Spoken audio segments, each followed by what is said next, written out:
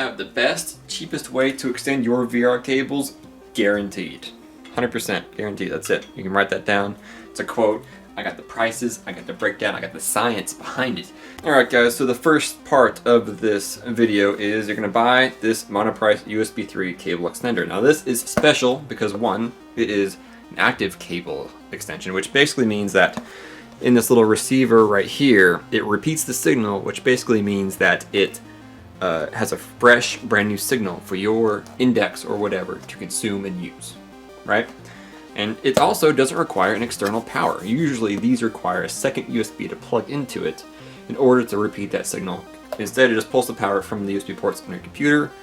Genius, and it's only $14. Woo!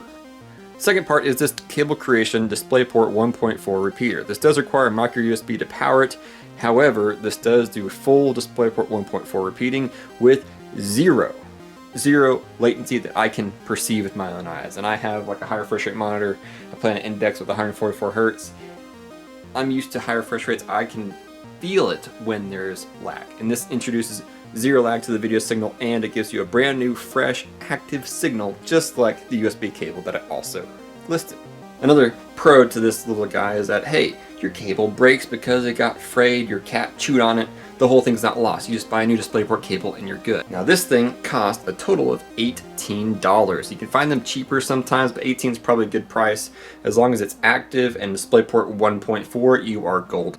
Now, the problem with the Cable Matters extender kit is that it does come with everything you need. However, the DisplayPort cable it comes with only extends the cable. It does not repeat the signal, which means that you're rolling the dice on the quality and speed of your signal delivery, which over time these cables get bent a bit. If that cable is just being extended and not repeated, it's going to fail a lot sooner than something like this. Finally, I spent around $50 for my whole upgrade because I bought a fancy new DisplayPort 1.4 15-foot cable.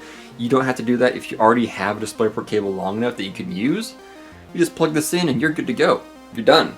It's literally as easy as that. You don't really need to extend your power cables for the index because the power cable it comes with has 16-foot extension and also another like 10-foot coming from the power brick, so you're good on the power thing.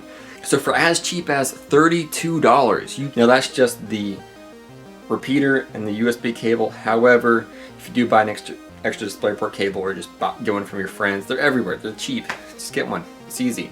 So if you're not going to follow my links to Amazon, you can at least follow my advice, and that's always get active extenders. Passive ones, I would be okay recommending a passive adapter or passive cable extender if they're 5 feet or less, 2 meters or less. Either 5 foot, 2 meters, whichever you can find.